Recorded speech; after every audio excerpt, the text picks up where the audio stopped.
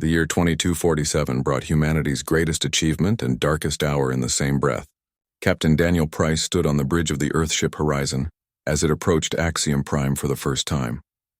The space station was massive beyond imagination, a structure that dwarfed entire cities back home. Ships of countless designs moved through the traffic lanes like birds in a synchronized dance. Each vessel represented a different alien species, a different world, a different history spanning thousands of years. Daniel felt his heart race with excitement and fear in equal measure. Behind him stood his team. Laura Bennett was the chief science officer, a woman who had spent 20 years studying the stars and dreaming of this moment. Kevin Harper led the security detail, a former Marine who kept his hand near his weapon out of habit more than expectation of trouble.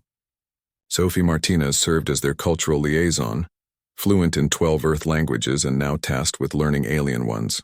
Together they represented humanity's first official contact with the Galactic Council. The docking procedure took an hour. Automated systems guided the Horizon into a berth designed for vessels much larger than their ship. When the airlock finally opened, Daniel stepped through into a corridor that seemed to stretch into infinity. The walls glowed with soft light that had no visible source. The air tasted strange, filtered through systems designed for a dozen different respiratory requirements. Within minutes, a delegation of aliens arrived to escort them deeper into the station. The first formal meeting happened in a chamber designed to intimidate. The ceiling rose so high it disappeared into shadows. Holographic displays showed star maps covering half the galaxy. Representatives from 47 species sat in tiered sections, looking down at the humans standing in the center of the room. High Arbiter Zelothek floated above them all, a being of pure energy contained within a crystalline shell that pulsed with colors humanity had no names for. Daniel delivered his prepared speech. He spoke of Earth's desire for peace and cooperation. He offered resources and knowledge in exchange for membership in the galactic community. He painted humanity in the best possible light, emphasizing scientific achievements and cultural richness while downplaying the wars and conflicts that marked their history. Laura presented data on Earth's technology level. Sophie shared recordings of music and art from hundreds of cultures. Kevin simply stood at attention, representing humanity's strength and discipline. The council listened in silence.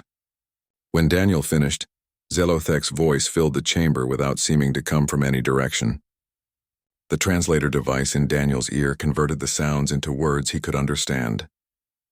The High Arbiter thanked them for coming and announced that humanity would undergo a standard evaluation before any decisions could be made. The meeting ended without ceremony.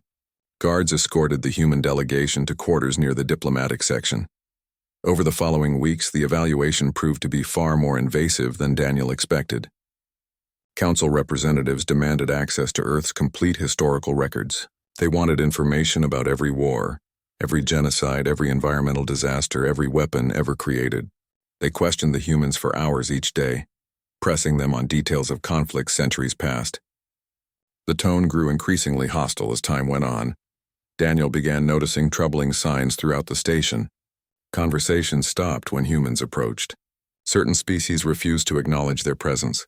The Kron, a race of reptilian warriors, openly sneered at them in corridors. Laura discovered that their quarters were under constant surveillance. Kevin reported that their access to different sections of the station was being restricted, without explanation. Then came the day Daniel would never forget. The council summoned them for the final evaluation results. The chamber filled with representatives from every member species. Zelothek rose above them all and began speaking. His words struck like hammer blows. The council had reviewed humanity's history and found them wanting. Too violent, too aggressive, too unpredictable, too dangerous to be allowed into galactic society. But the judgment went far beyond denial of membership. Zelothek explained that 3,000 years ago, another species from the same region of space had been welcomed into the council. The architects had seemed peaceful at first. The council had shared technology and resources with them. Within 5 centuries, the architects had grown powerful enough to challenge the council itself. War erupted across dozens of star systems. Trillions died in the conflict. The architects were eventually defeated and eradicated, but the cost had been catastrophic. The council made a decision after that war. Never again would they allow a potentially aggressive species from that region of space to threaten galactic peace. When humanity's radio signals first reached Council space decades ago, they had debated what to do. Some argued for immediate containment. Others suggested waiting to see what kind of species humanity would become. The invitation to Axiom Prime had been a test, and humanity had failed. The verdict came without room for appeal. Earth would be placed under permanent quarantine. A blockade fleet would surround the solar system, creating an impenetrable barrier. No ship would be allowed to leave. Any attempt to breach the quarantine would result in the complete sterilization of Earth. Humanity would be imprisoned on their homeworld until they either died out or regressed to a pre-technological state. It might take centuries or millennia, but eventually the problem would solve itself. Daniel felt his world collapse. He stepped forward and pleaded for reconsideration. He argued that humanity had grown and changed. He pointed to the century of peace Earth had achieved. He offered any concession, any limitation on human expansion, any monitoring the Council wanted. His voice cracked with desperation as he begged for a chance to prove humanity's worth. Zelothek remained unmoved. Then the High Arbiter announced the final part of the judgment. As a message to any species that might defy Council authority in the future, the human delegation would be publicly executed. It was an ancient tradition, a ritual meant to demonstrate that the Council's word was absolute and unchangeable. The execution would be broadcast across the entire galactic network as a warning. Guards moved before Daniel could react. They grabbed Laura first. She screamed his name as they dragged her away. Kevin fought back, landing several blows before energy weapons paralyzed him. Sophie simply went limp, shock overwhelming her ability to resist. Daniel tried to reach them, but more guards surrounded him. In the chaos, he managed to activate a hidden transmitter sewn into his uniform. It sent a single encrypted burst message back toward Earth, traveling faster than light through quantum entanglement. The message contained only 3 words, followed by a brief explanation. Protocol Endgame. They're going to kill us. Then the guard seized him too. Daniel's last view of the Council chamber showed Zelothek hovering above, impassive and certain of his righteousness. The 4 humans disappeared into the depths of Axiom Prime. The execution was scheduled for 3 days hence. Preparation began immediately. The Council wanted this display to be remembered for generations. 3 days in a cold cell gave Daniel too much time to think. The room was small and featureless, designed for beings of various shapes and sizes. A force field separated him from the corridor outside where guards stood watch. They had taken his uniform and given him simple gray clothing. Food arrived through a slot in the wall at regular intervals. The meals were nutritionally adequate but tasteless. He ate anyway, maintaining strength out of habit even though he knew it would not matter soon. Daniel thought about his wife Claire back on Earth. She would have received notification of his death by now. He wondered how she was handling it. Their son Jacob was only 8 years old. Would the boy even remember his father in 20 years? Daniel thought about all the moments he would miss. Birthdays and graduations and grandchildren he would never meet. The injustice of it burned in his chest like acid. The guards came for him on the morning of the 3rd day. They led him through corridors that seemed designed to confuse and intimidate. Other prisoners watched from behind force fields as he passed. Some looked curious. Others seemed pitying. The guards brought him to a preparation chamber where Laura, Kevin, and Sophie waited. They embraced without speaking. Words felt inadequate for what they faced. A functionary explained the procedure. They would be brought before the Grand Assembly.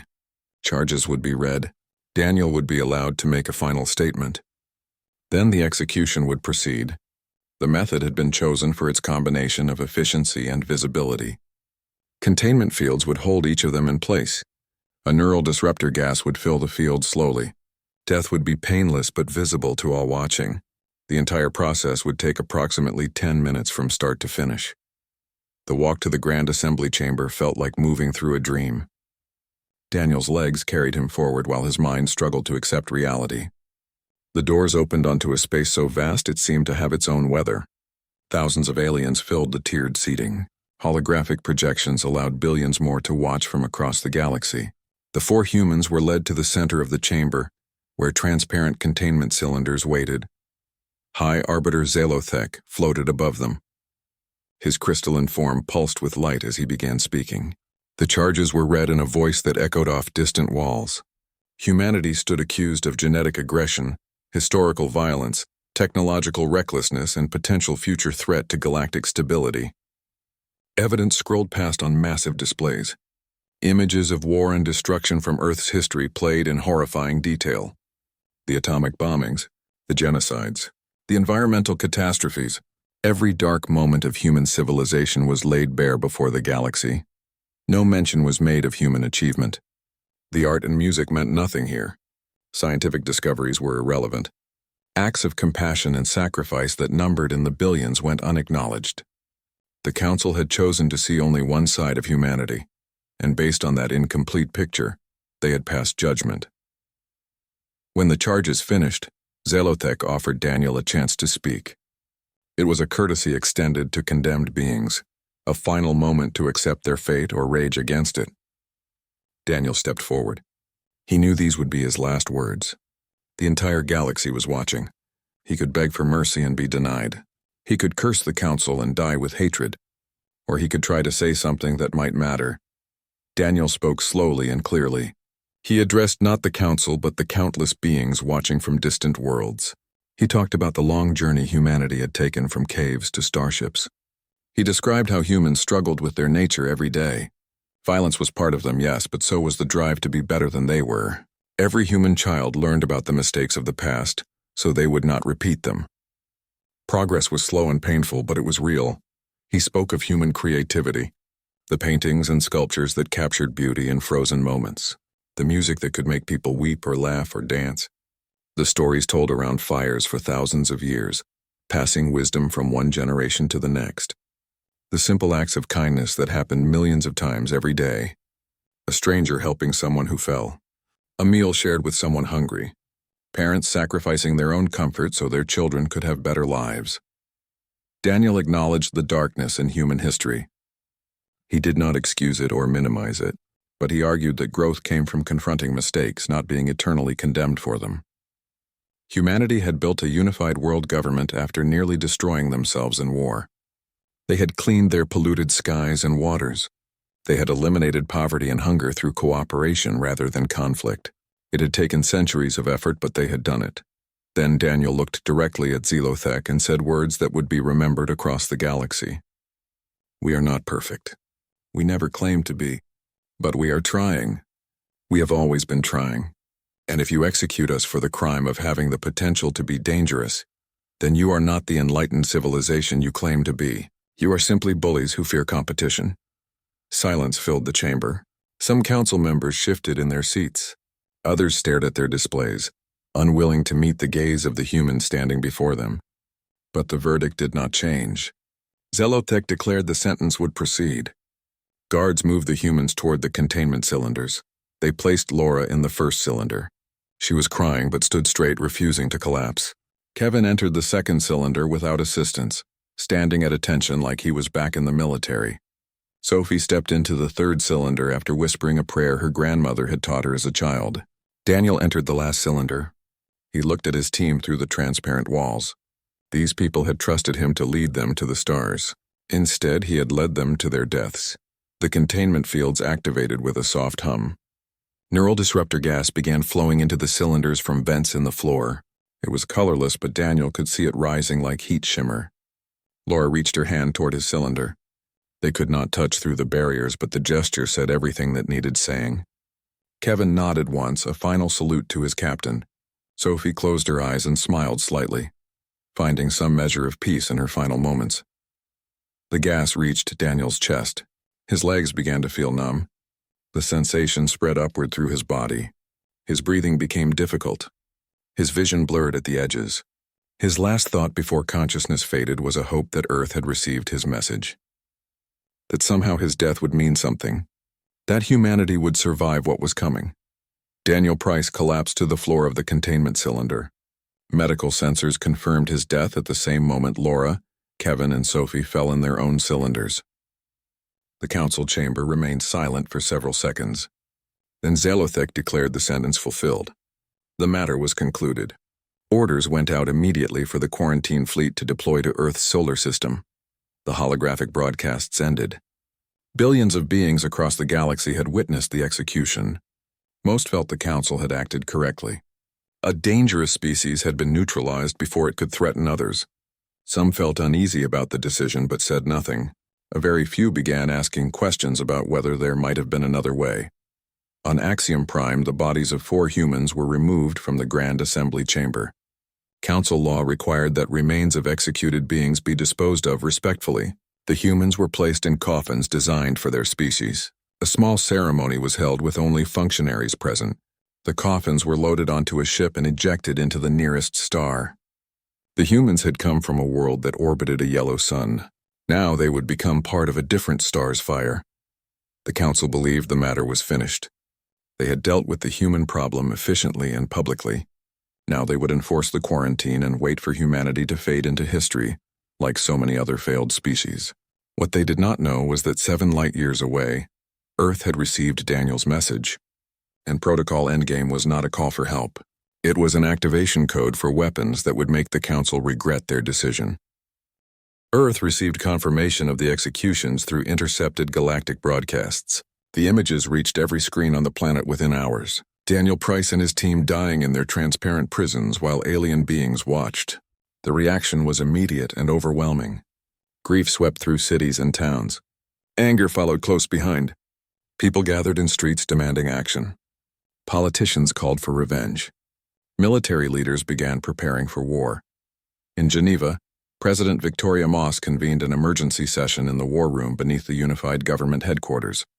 The room filled quickly with military commanders, intelligence directors, and scientific advisors. Giant displays showed the incoming Council fleet detected at the edge of the solar system. 300 ships arranged in blockade formation. Their technology was centuries ahead of Earth's standard military capabilities. Any conventional resistance would be crushed within hours. Admiral Christopher Hayes stood at the main display. He was 62 years old and had spent 40 years in military service. He had commanded ships during the resource wars and helped negotiate the peace that followed. Now he faced a threat that made those old conflicts seem like schoolyard fights. He explained the situation in clear terms. The Council fleet would establish a quantum barrier around the solar system. Once active, nothing could pass through.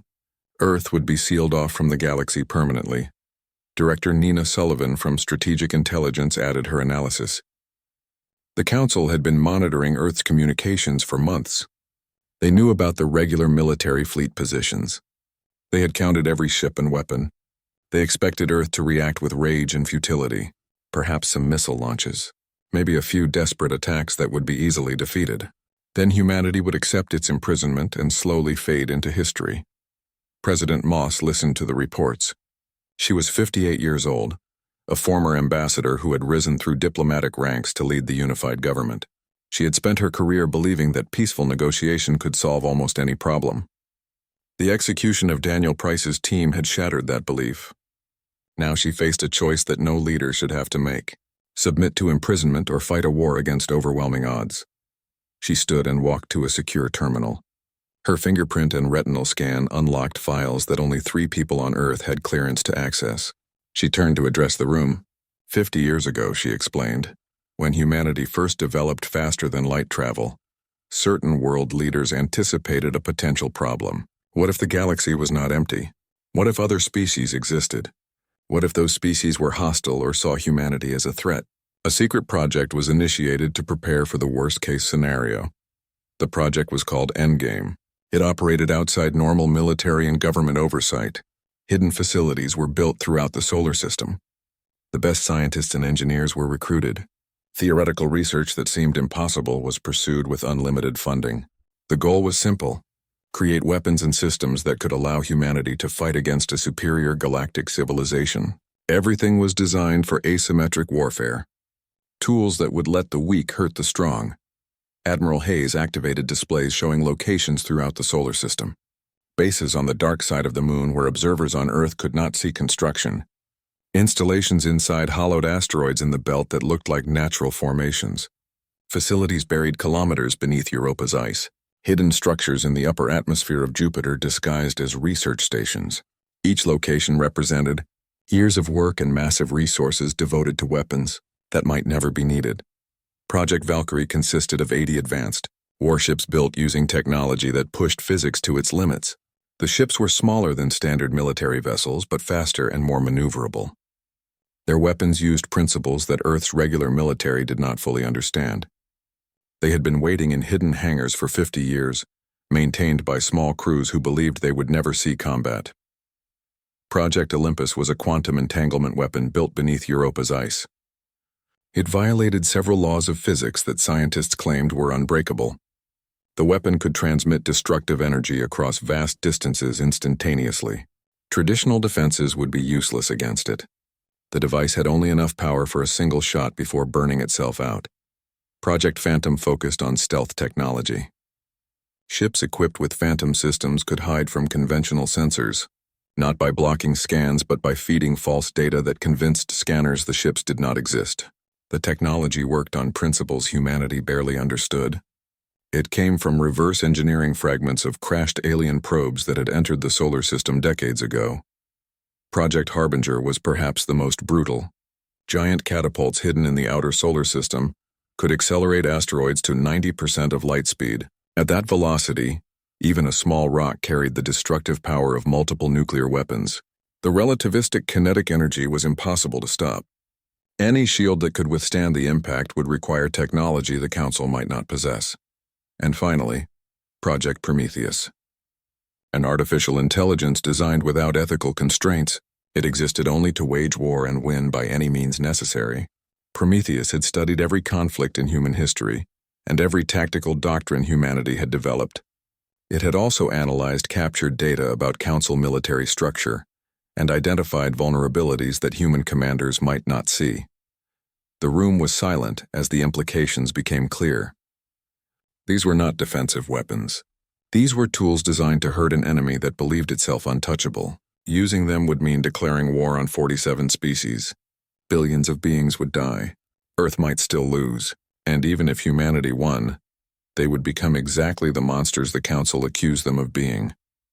The debate that followed was fierce. Some argued for accepting the quarantine.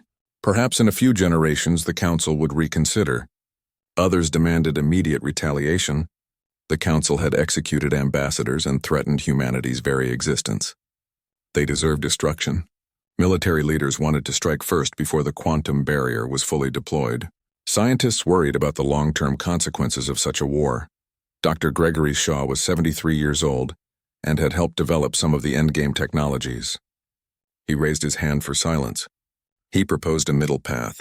Activate Endgame not to destroy the Council but to force negotiation. Show them that imprisoning humanity was too costly. Prove that Earth could annihilate them if necessary, but choose restraint instead. Earn respect through strength, then secure peace through wisdom. The debate continued for 6 hours. Arguments were made and countered. Simulations ran on tactical displays. Intelligence reports were analyzed. Finally, a vote was called. The decision was close but clear. Earth would activate Protocol Endgame. The quarantine fleet would not reach the solar system unopposed. Humanity would fight for its right to exist. Admiral Hayes began issuing orders. Encrypted signals went out to hidden facilities throughout the solar system. Reactors that had been dormant for decades came online. Valkyrie warships powered up their engines. Crews who had trained for 50 years finally received deployment orders. Phantom stealth systems engaged, making entire fleets invisible to sensors. Prometheus began calculating optimal strategies, analyzing thousands of scenarios per second. In the asteroid belt, Harbinger catapults began loading their payloads. Massive rocks were positioned in magnetic accelerators. Target calculations were made and rechecked. The weapons could only fire once before the Council would understand the threat and develop countermeasures. The first shot had to count. On Europa, the Olympus weapon began its power-up sequence. The quantum entanglement process required 48 hours to complete. Scientists monitored every reading, knowing that a single miscalculation would cause the device to explode with enough force to crack the moon in half. Earth's regular military fleet moved into defensive positions around the planet. They were not expected to fight directly. Their role was to make the Council focus on the obvious threat, while the endgame weapons struck from unexpected angles. Many of the fleet commanders did not know about the secret projects. They believed they were preparing for a desperate last stand against impossible odds. President Moss made a broadcast to Earth's population. She did not reveal details about Endgame.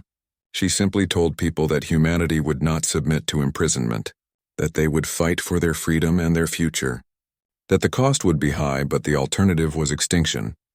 She asked people to prepare for hard times ahead. Some might not survive what was coming, but those who did would live in a world that had earned its place among the stars. The Council fleet arrived at the edge of the solar system 12 days after the execution. Their commander was Fleet Master Korth of the Kron. He was a veteran of a dozen campaigns and expected this to be the easiest of his career. Primitive humans with basic technology against the might of the Galactic Council. It would be over before it began. He ordered the deployment of quantum barrier satellites. Within hours, Earth would be sealed away forever. What Korth did not expect was silence. Earth's communications continued normally. The Council fleet scrambled to respond. Fleetmaster Korth shouted orders as his bridge crew worked frantically at their stations. The first wave of kinetic strikes had devastated their formation. 47 ships destroyed in seconds. The survivors activated emergency protocols. Energy shields came online at maximum power. Point defense systems began tracking for incoming threats. The fleet's artificial intelligence systems tried to calculate trajectories for the projectiles, but the math seemed impossible.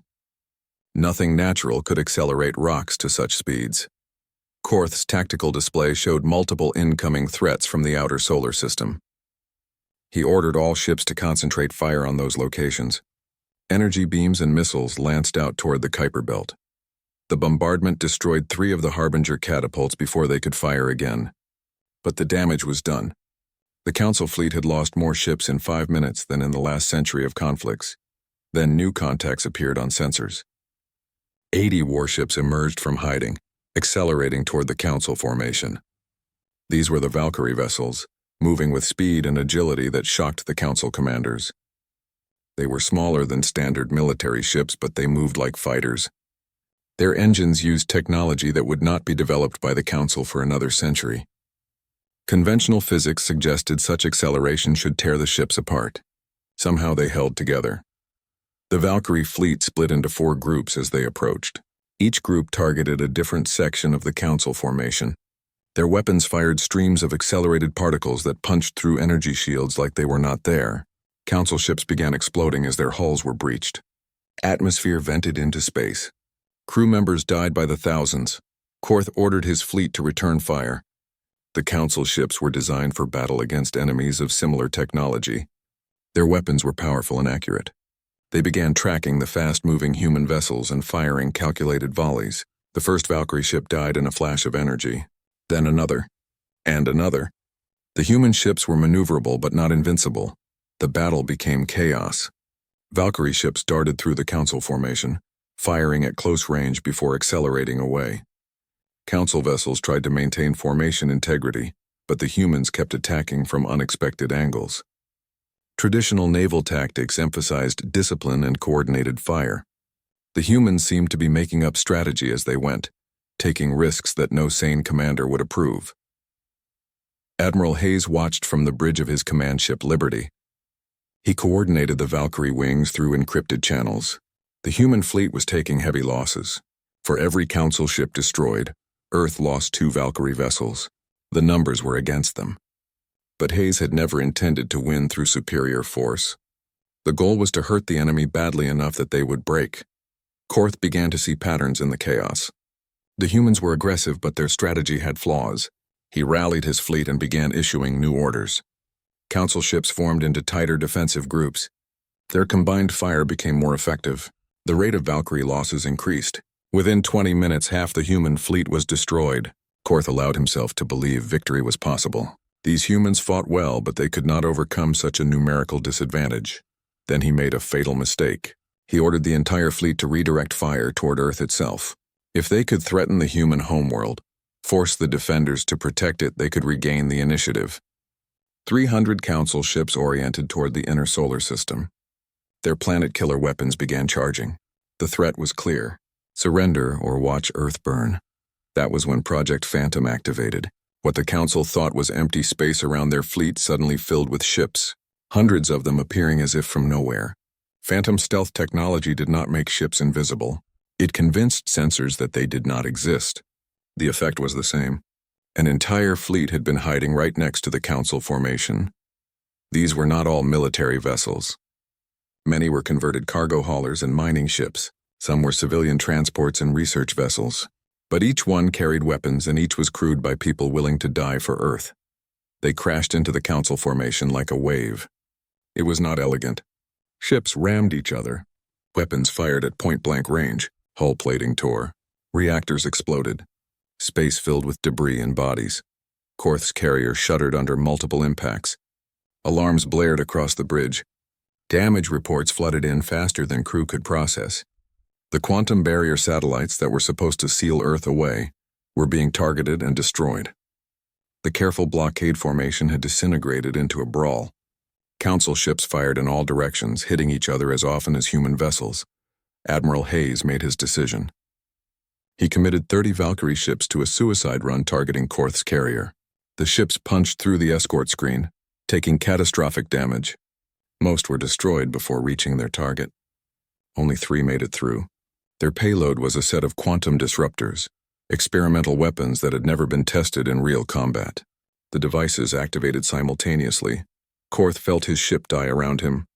Systems failed in cascade. Power went offline. Life support stopped. The massive carrier began breaking apart from internal explosions. He had just enough time to realize the battle was lost before the bridge section tore away from the main hull. His last thought was that he had underestimated these humans, a mistake he would not live to learn from. With their commander dead and their fleet in chaos, the Council forces broke. It was not an organized retreat. Ships jumped to hyperspace in random directions, abandoning the mission and each other in panic. Some vessels surrendered. Others tried to continue fighting and were destroyed.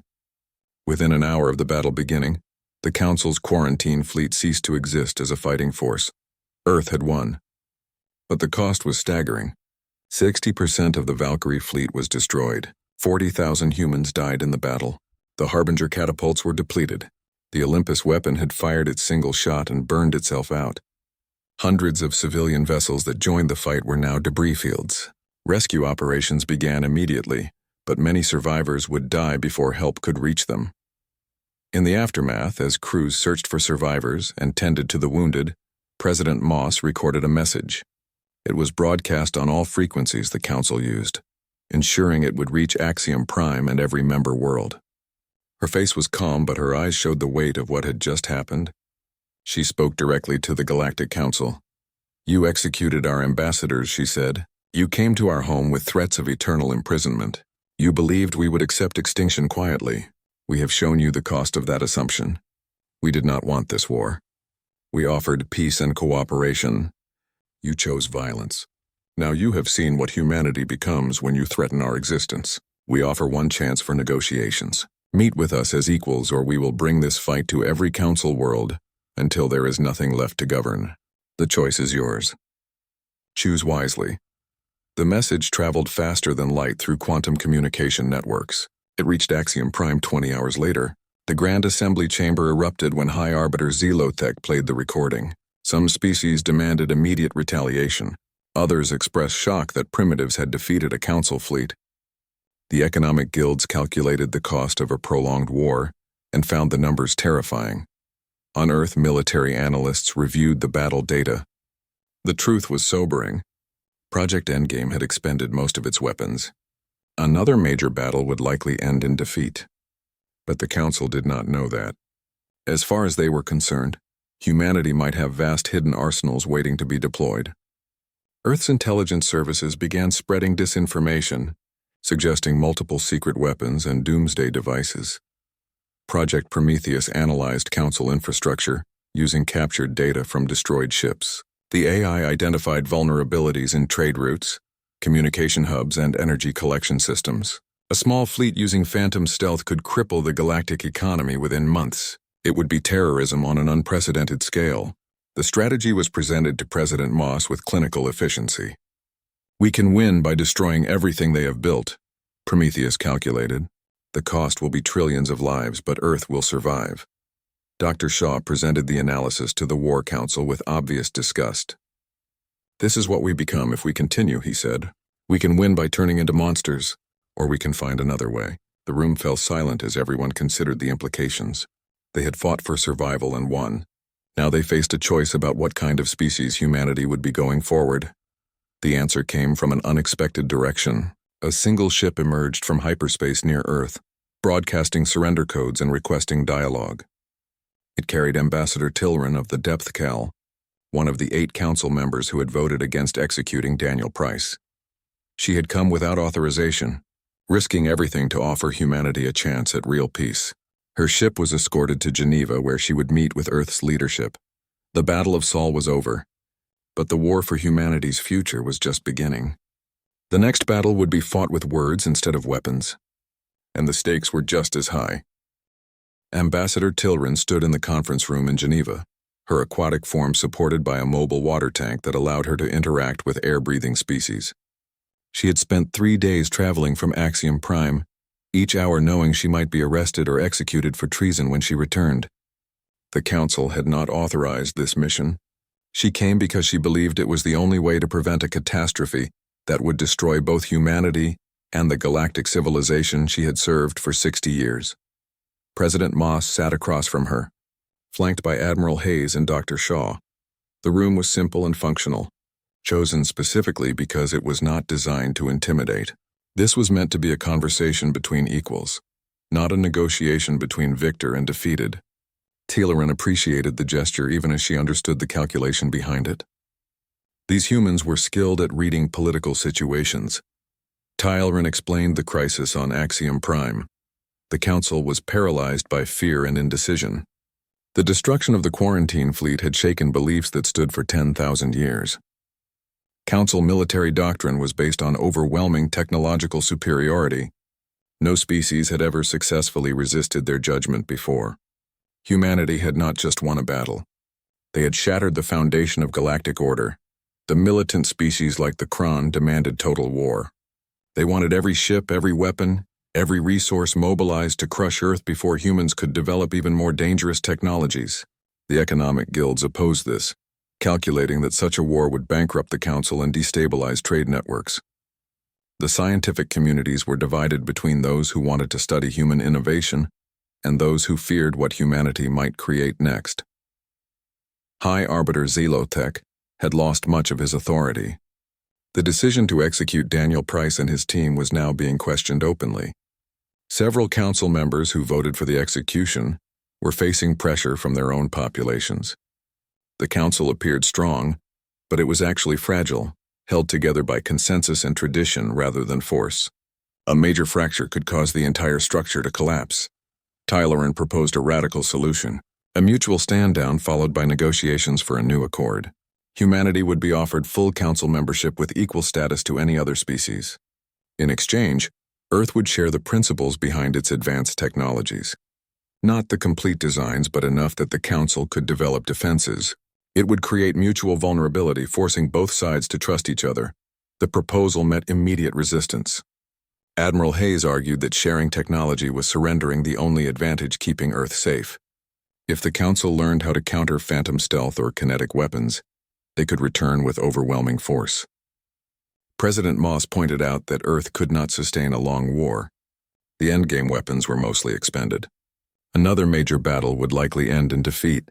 Dr. Shaw asked the question that changed the discussion. "What kind of future do we want?" he said.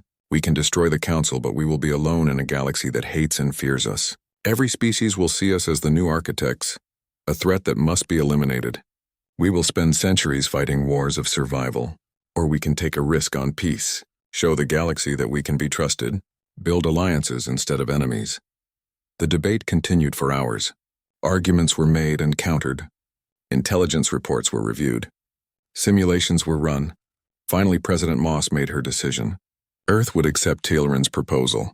They would negotiate for peace from a position of strength rather than weakness. It was a gamble, but the alternative was endless war. Tilran returned to Axiom Prime with Earth's response.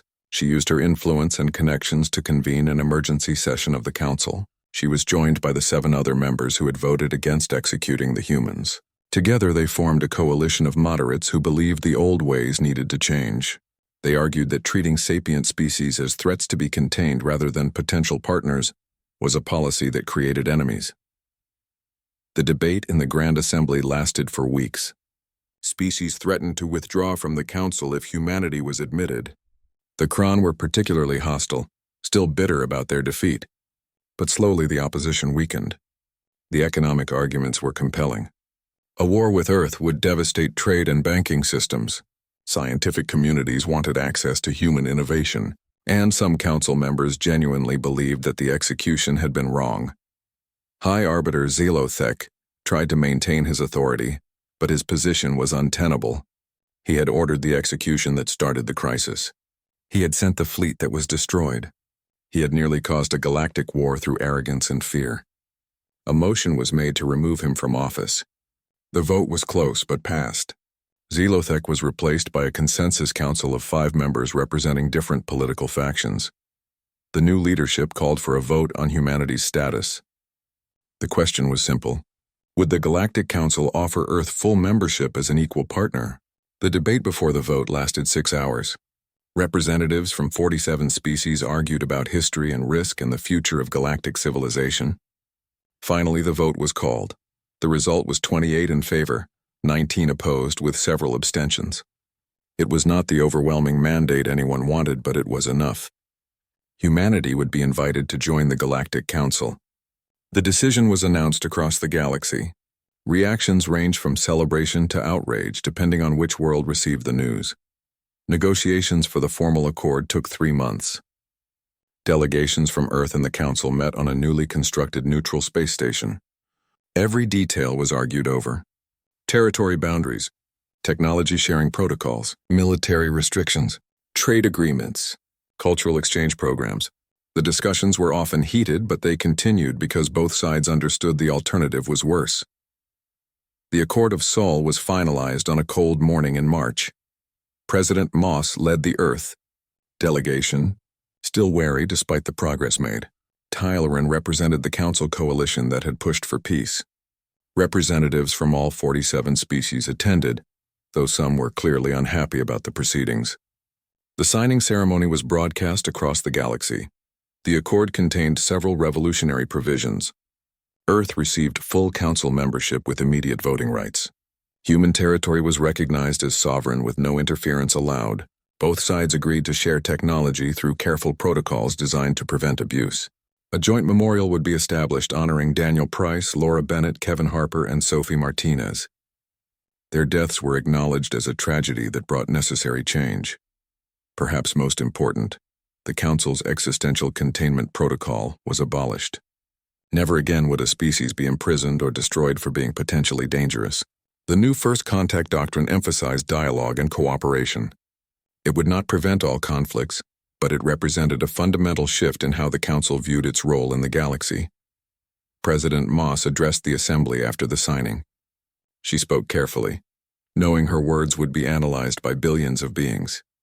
She talked about humanity's capacity for both violence and compassion, how those traits came from the same source, a refusal to accept limitations. Earth had nearly destroyed itself, learning to control destructive impulses while nurturing better ones.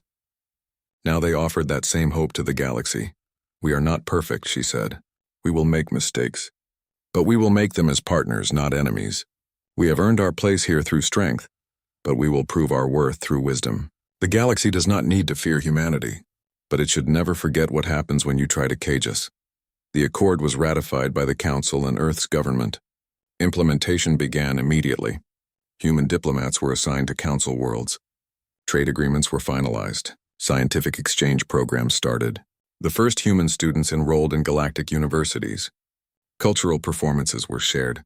Slowly, carefully, humanity began integrating into galactic society. Not everyone was happy with the outcome. The Kron refused to acknowledge humans for years. Several species maintained cold relations. Terrorist attacks by anti-human extremists killed dozens over the following months. But the accord held. The galaxy adapted to having humans as neighbors instead of prisoners. On Earth, a memorial was built in Washington. 4 headstones bearing the names of Daniel Price, Laura Bennett, Kevin Harper, and Sophie Martinez. Though their bodies were never recovered, they were honored as heroes who gave everything so humanity could have a future among the stars. President Moss spoke at the dedication ceremony. They went to the stars with hope, she said.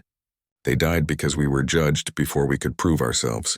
But their sacrifice taught the galaxy that humanity will not quietly accept extinction.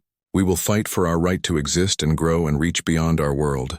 That determination is what makes us worthy of being out here. Admiral Hayes stood near the memorial, his uniform displaying medals from the Battle of Saul. He had lost many friends in that conflict. The cost of survival had been paid in blood and fire. But looking at the names on the headstones, he felt they would have approved of what came after. Peace was better than endless war, even if that peace was built on the foundation of violence.